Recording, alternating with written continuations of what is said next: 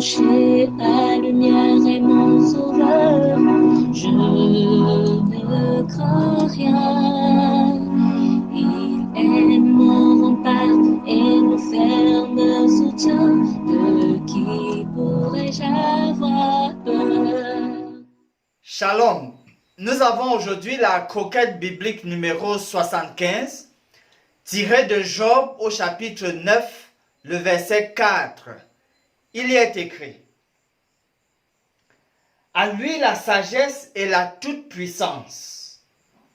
Qui lui résisterait impunément? Job continue son argumentaire parce qu'au verset précédent, il est en train d'expliquer à ses amis que voilà, il est très bien au courant du fait que personne ne peut contester avec Dieu. D'ailleurs, il voudrait que ses amis sachent que ce n'est pas dans l'intention de contester avec Dieu, d'entrer en jugement avec Dieu, qu'il a tenu l'ensemble de son premier discours. Et comme il a commencé à leur dire que voilà, même si quelqu'un apprêterait 1000 réponses en espérant rencontrer Dieu pour le contrecarrer, eh bien la personne ne réussirait pas à donner une seule réponse en présence de l'auguste et charisme de Dieu. Ici donc, il est en train de s'étendre davantage sur cette majesté divine, sur cette souveraineté de Yahweh.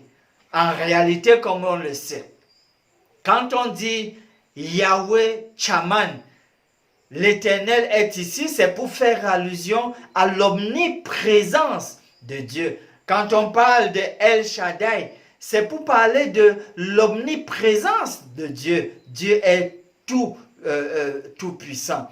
Et aussi quand on parle de Yahweh Jireh, le Dieu qui pourvoit, il est le Dieu de toute richesse.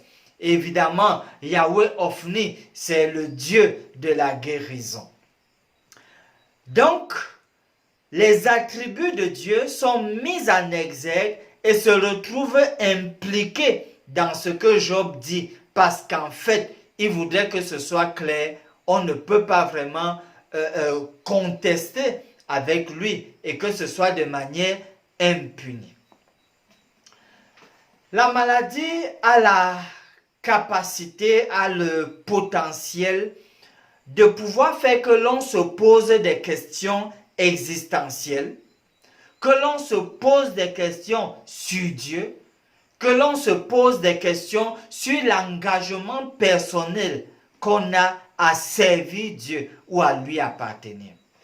La maladie est capable de catalyser tout ce questionnement en l'être humain. Et donc, face à ce questionnement que peut-être vous pouvez avoir concernant Dieu, concernant ses choix, concernant ce qu'il laisse que cela vous arrive, face à tout cela, au lieu de sombrer dans une quelconque confusion, dans un quelconque flou sur le caractère de Dieu, il faudrait toujours se souvenir qu'il est Adonai, le Seigneur bien-aimé.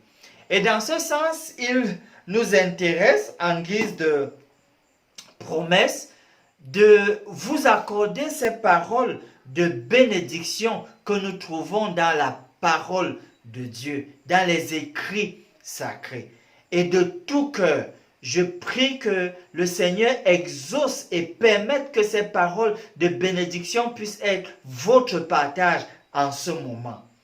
Or, à celui qui peut vous préserver de toute chute et vous faire paraître devant sa gloire irrépréhensible et dans l'allégresse, à Dieu seul, notre Sauveur, par Jésus-Christ, notre Seigneur, soit gloire, majesté, force et puissance dès avant tous les temps et maintenant et dans tous les siècles.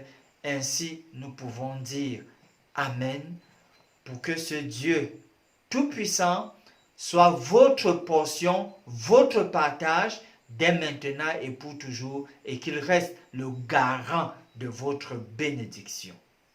Finissons par ces mots de prière. Nous bénissons ton nom, Dieu notre Père, pour tous tes bienfaits à l'endroit de chacun d'entre nous. Chacun d'entre nous est l'objet de tes soins particuliers. Nous prions au bon Père que tu imbibes nos cœurs de ton amour afin que nous soyons à même de prendre bien soin de chaque malade en particulier, avec ses expériences et ses réalités propres. Puisse chaque patient être convaincu de ton amour spécial à son endroit. C'est notre prière au nom de Jésus. Amen. Âme, espère en l'Éternel, mon âme, espère en l'Éternel, qu'un chant s'élève au Dieu du ciel, qu'un chant s'élève au Dieu du ciel, mon âme espérant l'Éternel, mon âme espère en l'Éternel.